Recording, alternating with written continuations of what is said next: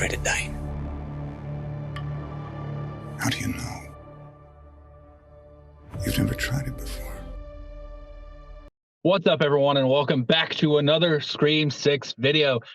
That's right, they're just going to keep coming until April. About a month and a half after the movie comes out, we're going to be doing reviews, retrospections, all that, but let's not get too far ahead of ourselves. Today, we're going to be talking about that new mask, and that new old mask, to be more specific. And I'm certain y'all know what I'm talking about. It's in the trailer.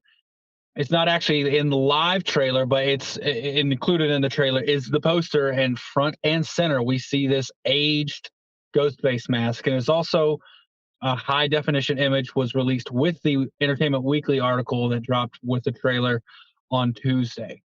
Now, I just wanted to comment on this mask. A few things I've noticed. Now, I've made props in the past. I'm not sure if y'all seen them.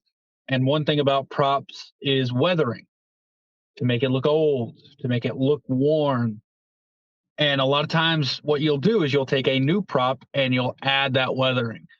Now, it's pretty easy to do. It's pretty cheap to do on a personal level. If once you get to the big time, like the level that these movies are at, they're going to do a much more intricate job. But on a surface level, it's pretty easy to do. You know, you could do it with a $3 or $4 bottle of shoe polish, $1 brush, a paintbrush. It's super easy to do. Now, the reason I wanted to bring that up is because one of the theories I had, one of the things I thought when I saw this was like, oh, well, maybe someone, I don't want to jump to conclusions. Maybe someone just weathered a new Ghostface mask to make it look like an OG character, or just make people think an original character or someone old was participating, to throw some doubt, to throw some mind games out there. But I pulled this image up, this high-res image on the biggest screen I had, and I zoomed in as far as I could while keeping the entire mask in focus. And I just got to say, that's not what's happened here. This is not a surface level, weathered dirt and grime situation. The texture of the mask itself has been affected by this. This is supposed to be like legitimate aging. Obviously, in the real world, we know this isn't a 26-year-old mask. It's someone has molded, they've sculpted and then molded this mask to include this aging, which means in world it's supposed to be a, I don't want to say, you know, a specific age. But if I was guessing, I'd say about 26 years, and y'all probably know where I'm going with that. I think this could be an OG mask hinting toward the return of the one, the only, the legendary Stumacher. And I know some of y'all probably just gave up on the video right there. If you did, I'm sorry, but it's true. That's what I think.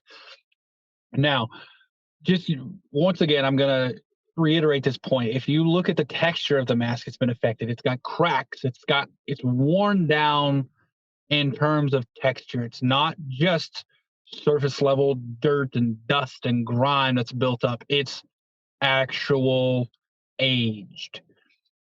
So I think that does lean, you know, it gives more evidence toward the fact that it's an original mask.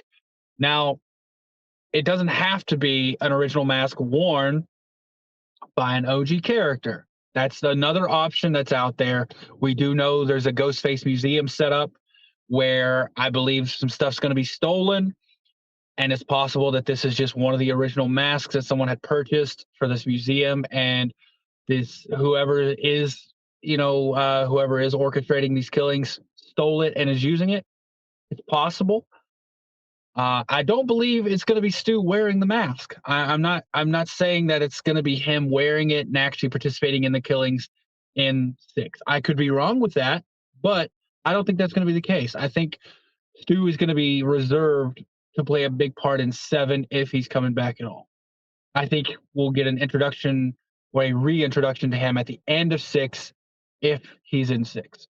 I think this mask just hints toward that. If we go by the same trilogy rules that we go by for the original trilogy, and 4 is a little bit of an outlier. So if we go by the original trilogy rules, 2 is going, this is This is Radio Silence's second Scream film, so I think it's going to very similarly follow the rules of the original Scream 2. Bigger body count, as Randy said, carnage, candy.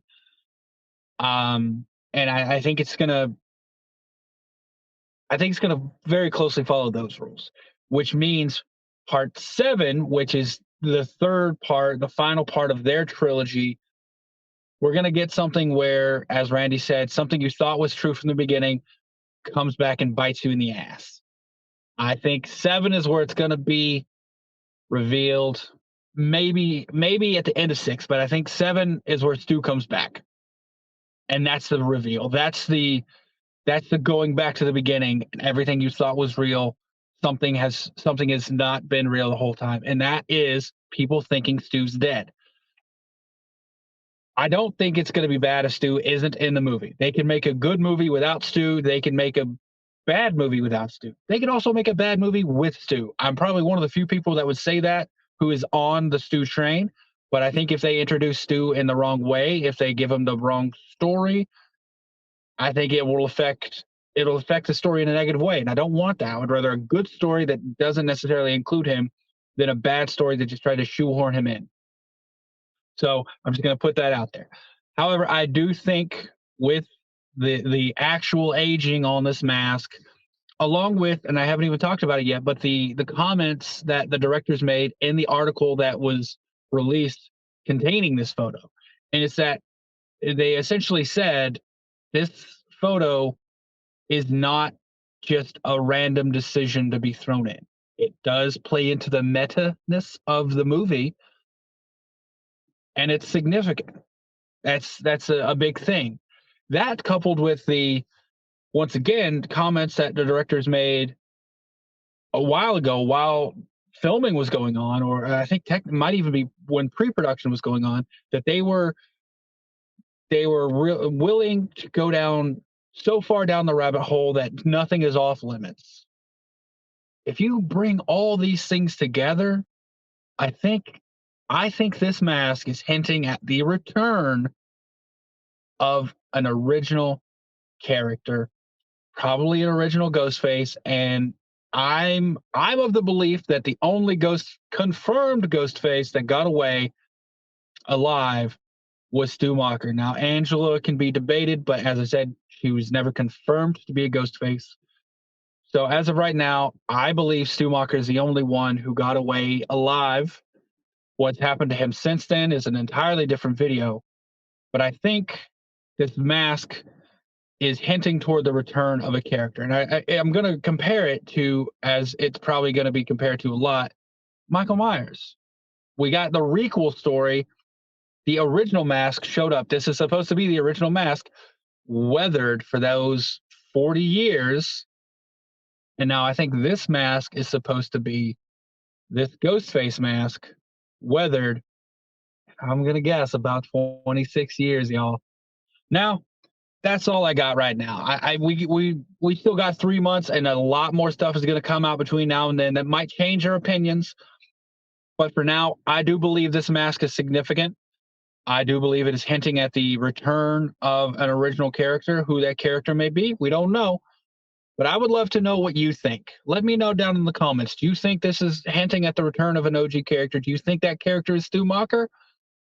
Or do you think it's just someone broke in and stole a mask? I mean, it's possible, y'all.